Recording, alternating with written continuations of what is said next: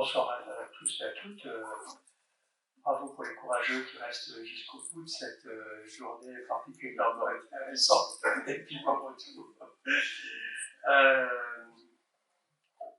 Oui, moi je veux dire que je suis impressionné aussi par le dynamisme de toutes les initiatives pour faire en sorte que l'émergence des légumineuses ait lieu. Qu'il s'agisse donc évidemment de ce programme GoProtéines, mais également d'autres projets. Il a été cité le PSDR et d'autres initiatives. Je vais dire deux mots sur notre initiative territoriale pour Dijon Métropole, et que toutes ces initiatives associent effectivement des acteurs économiques, des acteurs consulaires, l'interprofession, la région, les chambres d'agriculture, etc. Donc, nous, de façon modeste, hein, parce que pour le coup, on est un petit territoire, Dijon Métropole, de façon modeste, on a engagé depuis plusieurs années maintenant une politique de transition alimentaire. L'aventure, elle a commencé déjà depuis quelques temps, puisqu'il y avait, c'était associé au plan d'urbanisme de la ville, où il était question de sanctuariser des terres pour l'agriculture. Et ça remonte déjà à vieux. Pour les Dijonnais, vous connaissez peut-être le plateau de la Crabe, qui était prévu à l'urbanisme, et ces terres-là ont été gardées pour l'agriculture.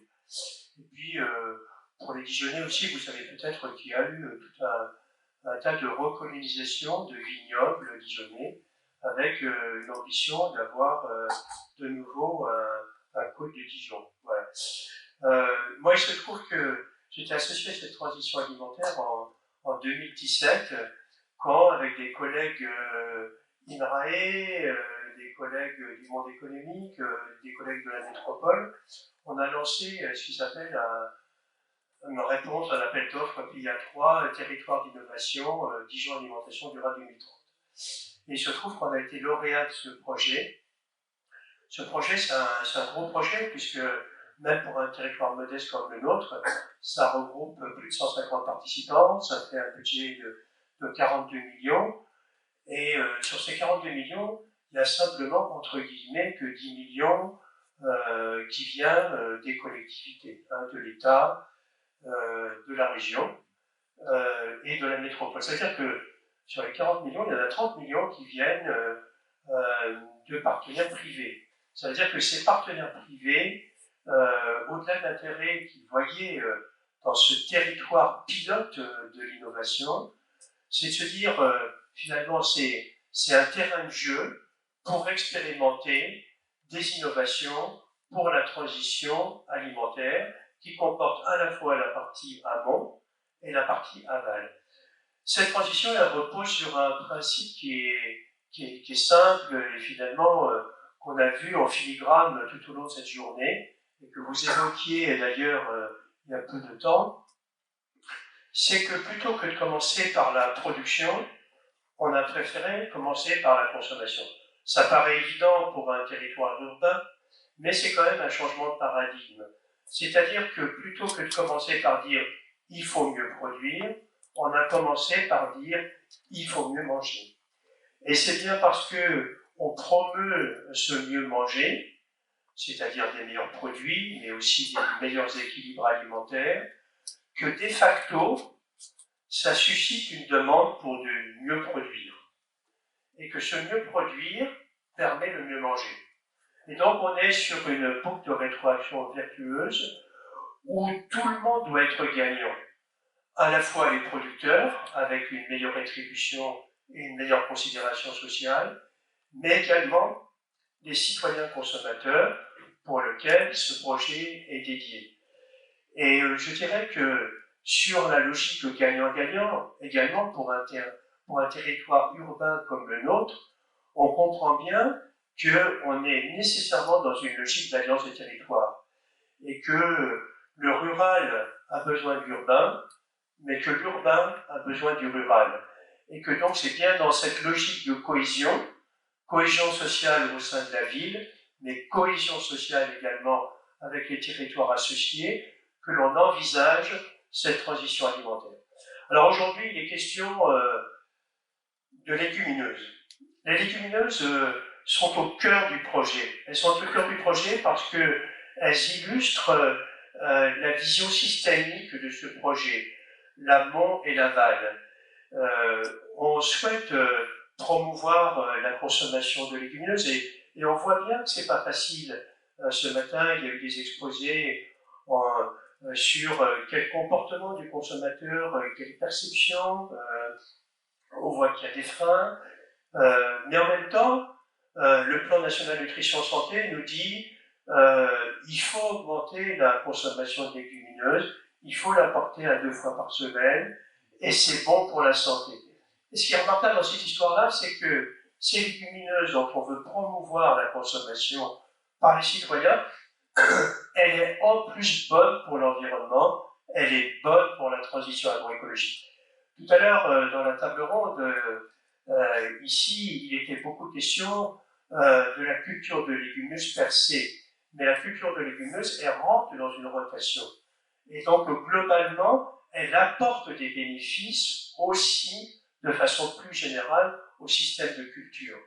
Et donc, pour créer cette filière et pour que les agriculteurs, effectivement, aient envie et soient prêts à cultiver des légumineuses, il faut qu'ils aient une juste rétribution de leur travail. Et c'est dans ce contexte-là que pour les légumineuses, cette approche territoriale nous permet d'avoir une approche systémique et de créer une logique filière. Et cette logique filière, on a pu la créer grâce à Dijon Céréales.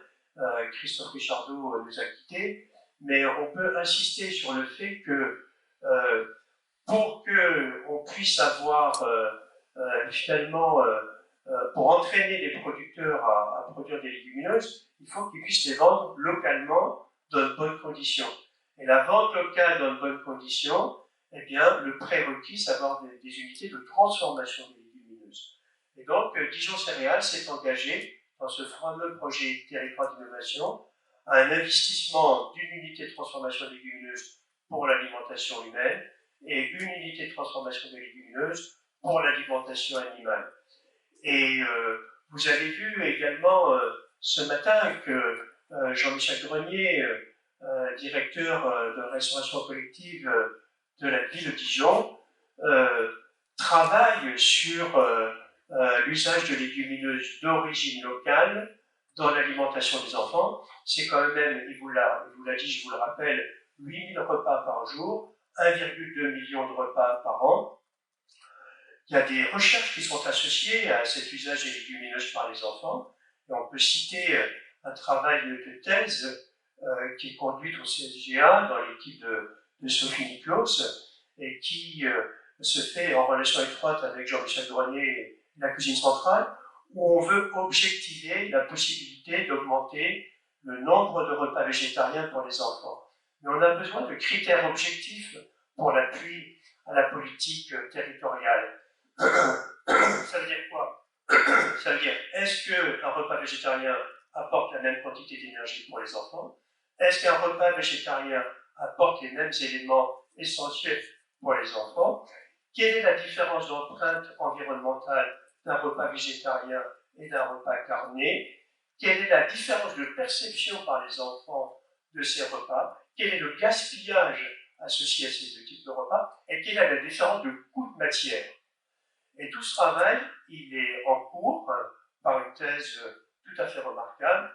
Et ça va appuyer la politique publique pour pouvoir éventuellement proposer aux maires de savoir s'il est opportun ou pas de passer, par exemple, à 2 repas végétariens par semaine sur la cuisine centrale. Je vais raccourcir, il n'y a pas de souci. Non, je vous inquiète. Mais je pense que c'est quand même important d'illustrer la logique de la filière. Et il était question également, et je le redis quand même, de différences selon les catégories de citoyens. Et je me permets quand même de réinsister là-dessus, effectivement. Il y a simplement 35%, enfin, il y a 35% simplement de Français et Françaises qui suivent la recommandation du Plan national nutrition santé. Et 80% de ceux qui ne suivent pas ces recommandations sont des populations qui bénéficient de l'aide alimentaire.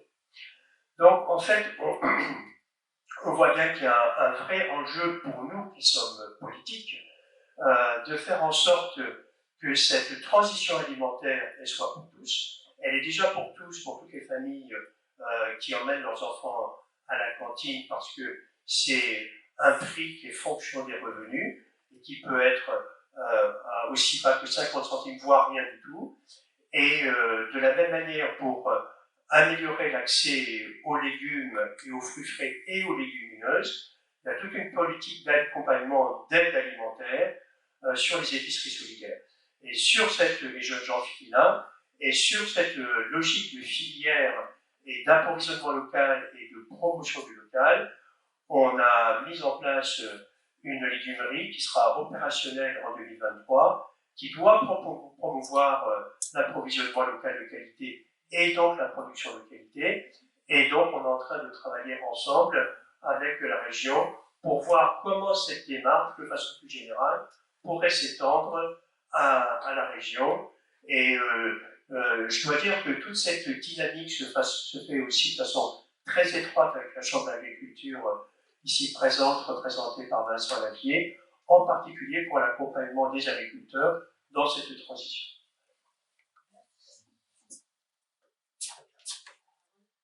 Bon, je vais essayer de ne pas ajouter d'inquiétude à Hélène sur l'horaire, je vais aller très très vite. Je voudrais aussi m'associer à tous les remerciements qui ont été faits aux organisateurs de cette journée et peut-être saluer plus particulièrement, si vous m'autorisez, le travail d'Hélène Gaucher, mais aussi de toutes celles et tous ceux qui l'ont accompagnée. D'une part, dans l'ensemble des travaux qui ont été conduits et qui aujourd'hui étaient une étape un petit peu de restitution définitive, si j'ai bien compris. Il est à remarquer qu'il a été associé de nombreux partenariats pour réfléchir, travailler, œuvrer dans une direction. Et comme ça a été dit à plusieurs reprises tout au long de la journée, chaque fois qu'on unit des forces, et notamment dans des moments un petit peu complexes, que sont ceux que traverse notre société, mais qui n'épargnent pas non plus le secteur agricole, on est plus sûr d'aller plus loin en rassemblant plus largement les forces. Et puis je trouve que l'organisation de cette journée était aussi d'une grande qualité, avec une complémentarité de sensibilité chez les intervenants qui était quand même particulièrement intéressante. J'ai trouvé des interventions plutôt attentionnées, plutôt bienveillantes, même quand il s'agissait quand même d'évoquer des thèmes qui demandent de sérieuses évolutions au monde agricole, et je crois que c'est inutile de se le cacher. Ce chantier GoProtéines ne faisait pas forcément l'unanimité au sein même de notre profession. Je crois que ça mérite d'être dit, avec des inquiétudes, avec des compétitions entre secteurs de production dans la famille agricole. En tout cas, les choses évoluent. L'intervenant qui vient de nous quitter l'a bien rappelé. D'abord, il a dit des choses qui me semblent, je n'ai pas tout retenu, je m'en excuse, mais il a dit des choses qui sont rassurantes. Sur les produits carnés, il rappelait simplement que le consommateur français consomme quelques 350 grammes de viande par semaine. C'est assez peu, et c'est en tout cas en dessous des 500 grammes préconisés pour rentrer dans une zone qui serait nuisible à la santé. Donc déjà, pas de panique non plus. Et il rappelait que l'agriculture a toujours été appelée à évoluer, à s'adapter, rappelait la filière viticole, où on est passé d'une logique de volume à une logique de qualité, où on produit moins, mais où les prix ont mieux rémunéré finalement les viticulteurs. Donc, moi je suis partagé entre, comment dire, deux attitudes à l'issue de ces travaux, de cette journée. Eh bien, rejoindre la dynamique très positive qui est largement partagée. Et je pense que c'est quand même ça qui doit l'emporter.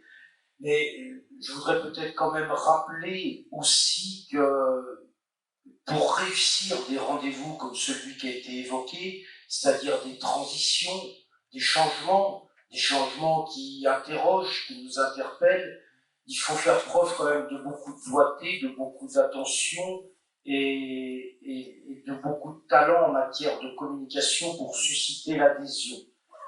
Ne perdons pas de vue, ça a été dit à plusieurs reprises, l'impact du changement climatique est quelque chose de bouleversant et de préoccupant qui quelque part génère de l'angoisse chez un grand nombre d'agriculteurs. Peu de productions sont épargnées.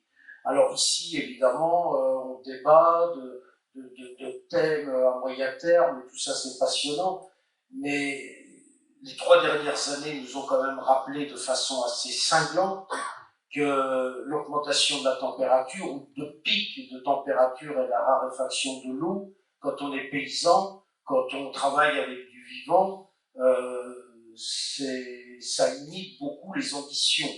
Bon, je ne dis pas tout ce que sont en ce moment des sources de préoccupation, mais il va falloir s'adapter à une nouvelle PAC, et le rythme de ces programmations est rapide pour une profession qui travaille en temps long.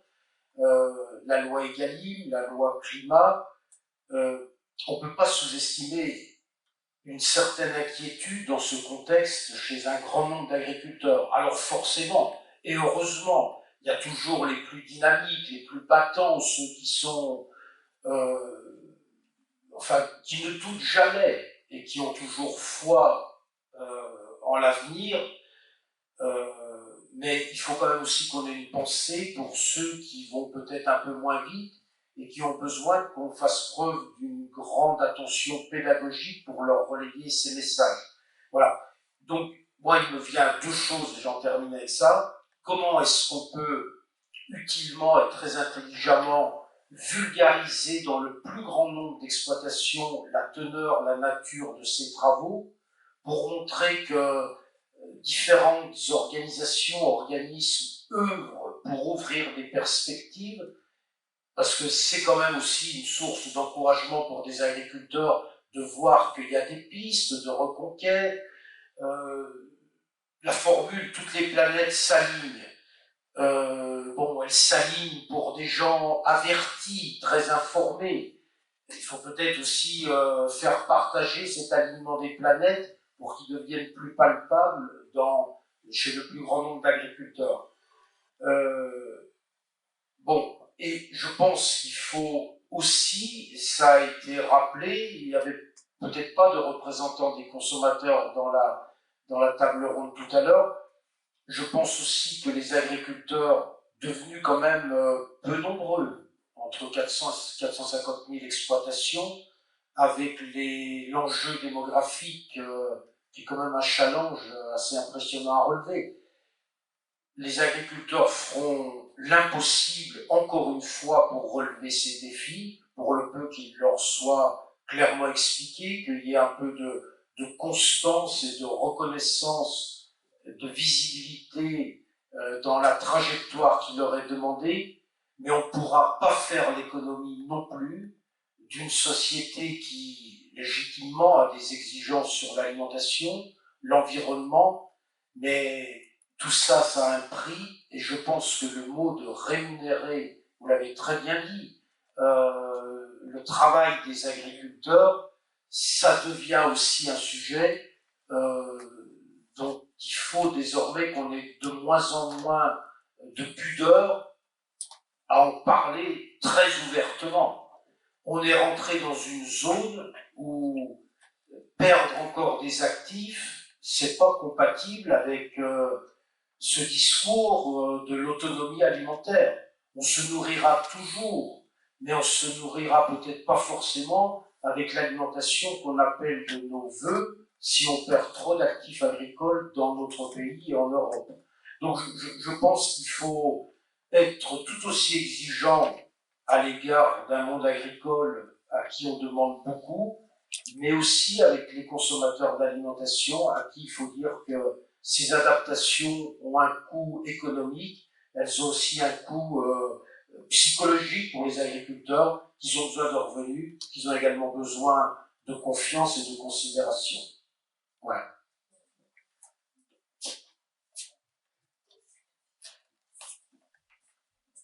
Merci. Après le tel propos, il faut trouver quelque chose à dire, mais on va dire, quand même, on va dire un très grand bravo pour cette journée. J'ai participé qu'à cet après-midi, mais que c'est dense, que c'est intense. Que c'est intense, c'est journée. Et je voulais dire que la région suit depuis bientôt 10 ans tous les programmes protéines. Hein, on est parti dans le PLTR, je l'ai parlé tout à l'heure, il y avait d'autres programmes encore avant. On est aujourd'hui dans coprotéines, profilé, en tout cas tout ce qu'il y a autour de ça. Et je crois que, je voudrais dire une chose, c'est mes prédécesseurs qui l'ont fait, il faut quand même ramener à eux, quel bon choix ils ont fait. D'aider comme ça, d'aider tout ce qui est autour des protéines. Parce que les protéines, je dirais quand on prend deux mots, les protéines et l'eau, ça va être essentiel pour cette agriculture Bourgogne-Franche-Comté. Pourquoi? Parce qu'on est très complémentaires à la région Bourgogne-Franche-Comté, avec nos zones d'élevage, avec nos zones céréalières. Vous l'avez vu tout à l'heure, il y a des échanges importants qui peuvent être faits à ce niveau-là. Et quand on parle de protéines sur des sols, c'est aussi de répondre demain au nouveau défi de la PAC, parce qu'il faudra quand même allonger les rotations, comme Vincent l'a dit, trouver des solutions. On a mis en place, et l'État pour en parler aussi bien que moi, des MAEC qui vont aller suivre tous ces dossiers-là, les MAEC forfaitaires, d'autres MAEC qui vont venir là, pousser ça. Là, on va aussi, par ces protéines, créer aussi dans les sols des réserves d'eau indirectes. On va ramener de la matière organique, c'est l'eau. Là aussi, c'est le changement c'est le but contre le changement climatique. C'est très important. Les protéines aussi, c'est quoi? C'est l'herbe aussi. C'est l'herbe. Quand Sylvain parlait du comté tout à l'heure, le comté, c'est quoi? C'est avant tout des vaches qui partent.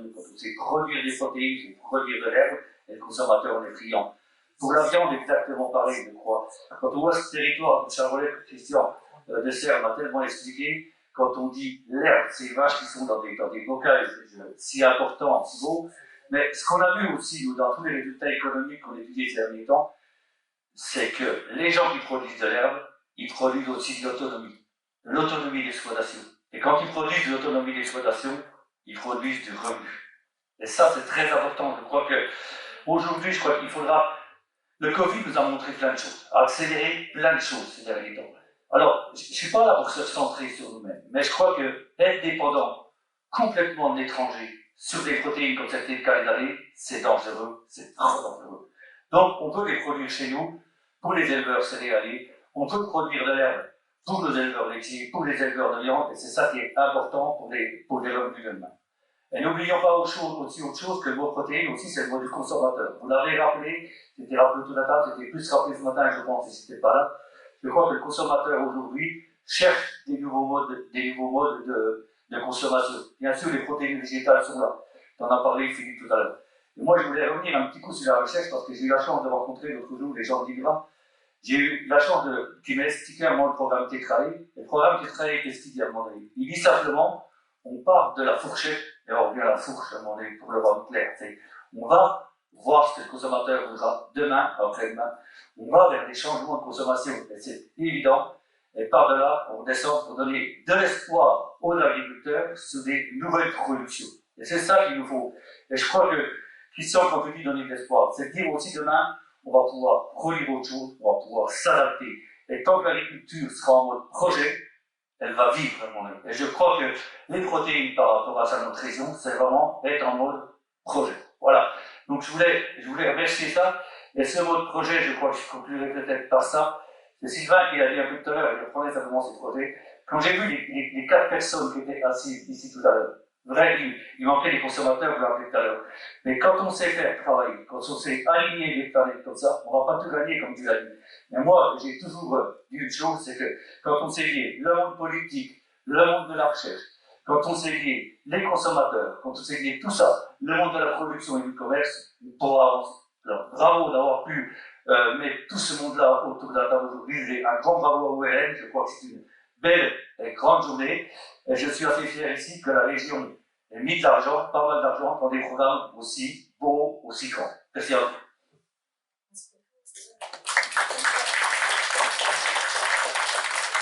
Merci. Je crois que c'est difficile de conclure une journée aussi intense et aussi riche en débat et en conclusion. C'est vrai que j'ai participé à cet après-midi et les débats, j'ai vraiment pu apprécier la qualité des débats, la qualité des intervenants. c'est vrai que je veux confirmer tout ce qui a été dit déjà maintenant sur le travail qui a été mené durant tout ce projet, tout le déroulement de ce projet GoProtéines. Et saluer aussi tout particulièrement le travail partenarial qui a été mené pendant ces 2 ou 3 années, travail auquel la DRAF a pu être associée et a trouvé son intérêt. Et je crois que les objectifs de GoProtéines,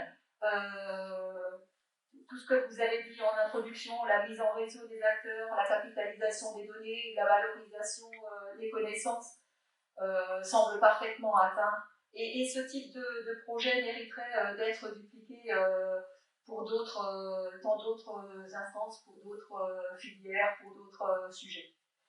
Voilà.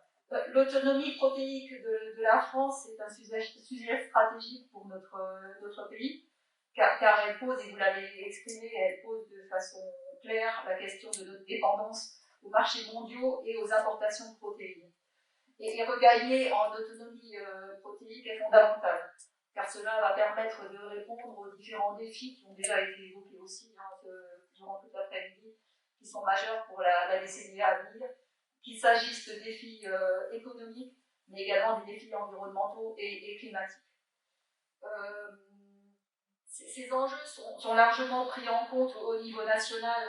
Il y a différents moyens. Vous avez évoqué déjà cet après-midi la stratégie nationale protéines qui a été mise en œuvre, qui a été élaborée par différents partenaires et qui est mise en œuvre maintenant avec les moyens de France Relance. Le gouvernement a apporté un soutien vraiment inédit via France Relance, à la fois à la structuration des filières, à des actions de recherche et de développement et aux investissements et aux achats de semences chez les agriculteurs. Et en Bourgogne-Franche-Comté, à la date d'aujourd'hui, on peut compter 3,3 millions d'euros qui ont été mis en œuvre et qui ont été attribués aux agriculteurs de Bourgogne-Franche-Comté. Viennent aussi s'ajouter dans les outils les investissements du 4e programme d'investissement d'avenir qui a été annoncé tout récemment.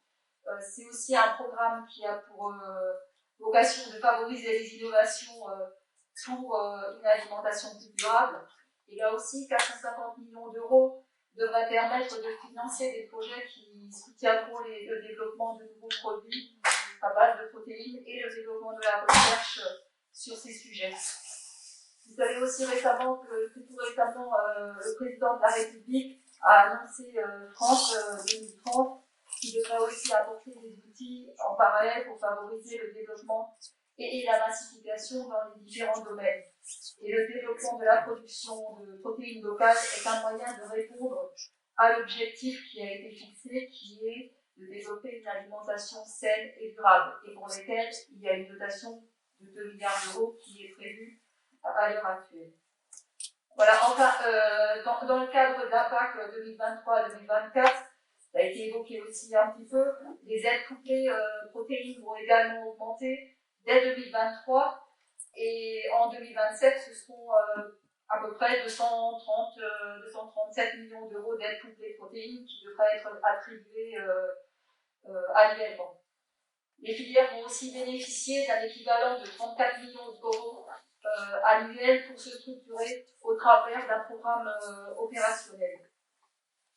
La culture des protéines sera aussi favorisée via les éco-régimes qui vont conditionner le versement d'une partie des aides directes à la mise en œuvre par les agriculteurs de mesures en faveur de l'environnement, comme par exemple la diversification des cultures et notamment l'introduction de légumineuses dans les rotations. Des prairies permanentes également. Par ailleurs, et le président Morel l'a évoqué, une mesure agroalimentale, zone intermédiaire est en préparation. Et là aussi, le cahier des charges prévoit d'introduire un certain pourcentage de cultures à bas niveau d'intrants, comme le soja ou le lupin, enfin des cultures de légumineuses, de protéagineuses, mais également des cultures de légumineuses.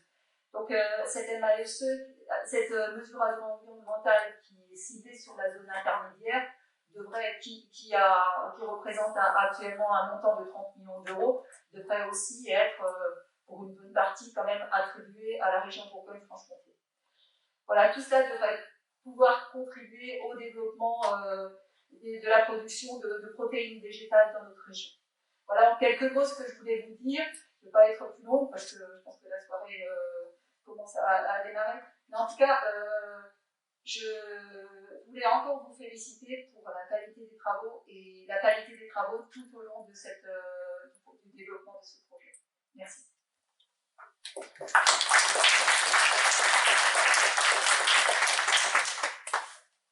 Juste pour dire, forcément, je n'étais pas toute seule du tout, hein, donc merci beaucoup à tous les partenaires et à tous les collègues qui m'ont aidé cette année.